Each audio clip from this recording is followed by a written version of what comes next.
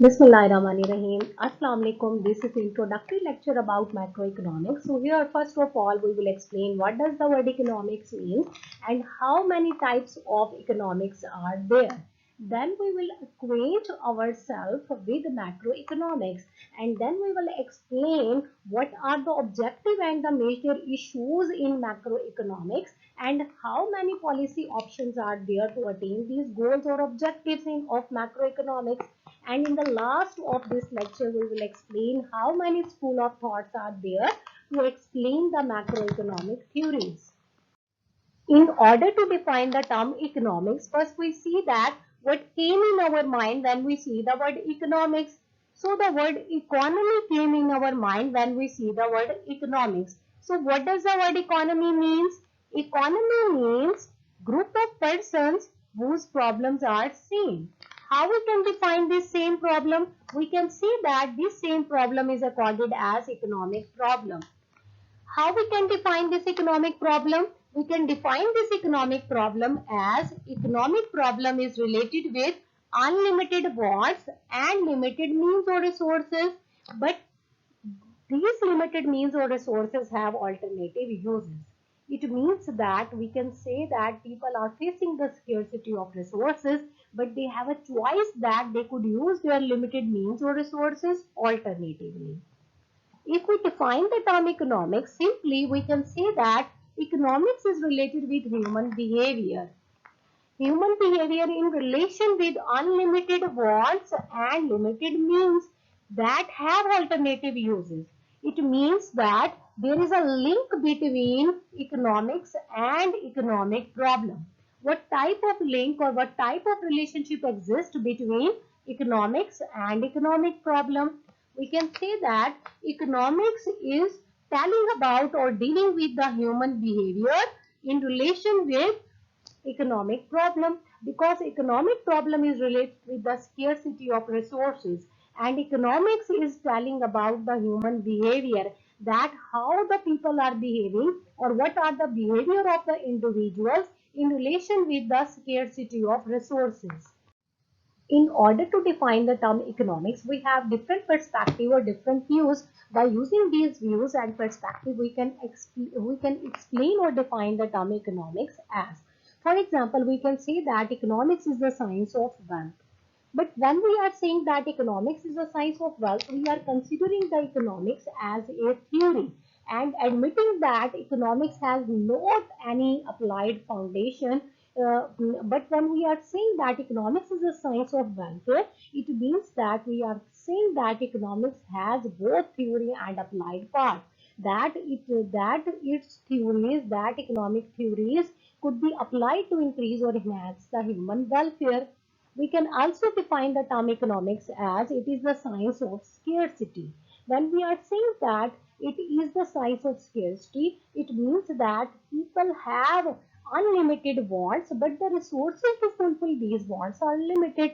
So these limited resources brings the problem of scarcity of resources.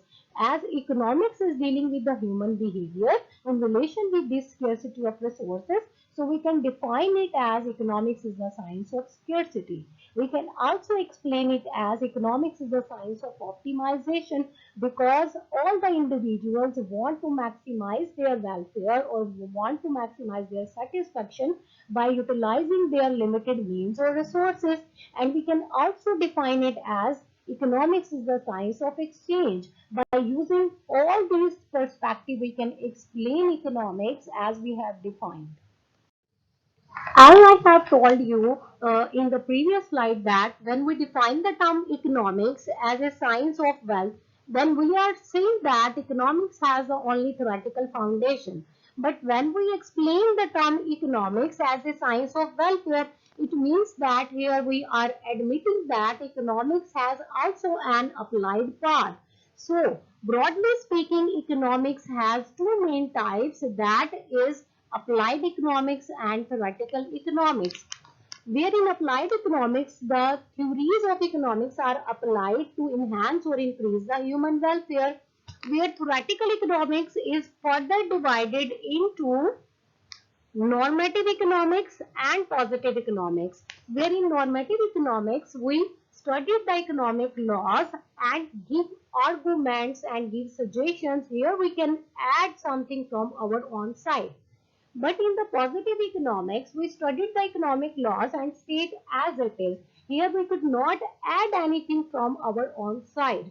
So positive economics is further divided into microeconomics and macroeconomics. Microeconomics is concerned or deal with the study of individual part of the economy, while macroeconomics is studied the economy as a whole. Now we acquaint ourselves with macroeconomics. Now the question arises, what are the goals or the major objectives or the major issues of macroeconomics? So in this slide we are going to discuss that there are four goals or the major issues of macroeconomics.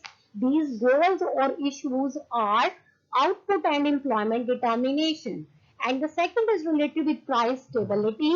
And the third goal of macroeconomics is about economic growth. And the fourth or the last goal is related with the international economy. After defining the four different goals or the major issues of macroeconomics, here the question arises, what are the policy options that we can apply to attain these goals or objectives? So here we would explain these policy options. There are three different policies that we can apply to attain these macroeconomics goals and objectives. These policies are fiscal policy.